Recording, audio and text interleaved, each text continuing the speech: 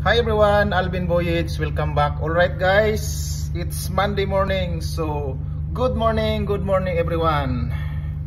Good morning Philippines, good morning Russia.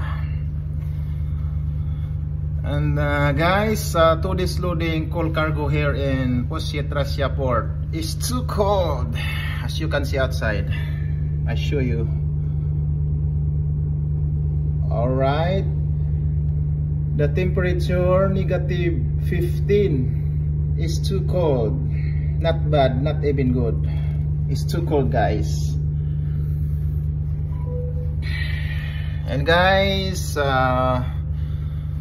maybe next day sailing bound to Yushu, Korea. Maybe it's not too cold there. Alright guys, that's all. Don't forget to like and share and subscribe my YouTube channel Alvin Voyage. Also guys, follow my Facebook page Alvin Voyage. And again, good morning everyone. See you to my next video. Bye bye, have a good day.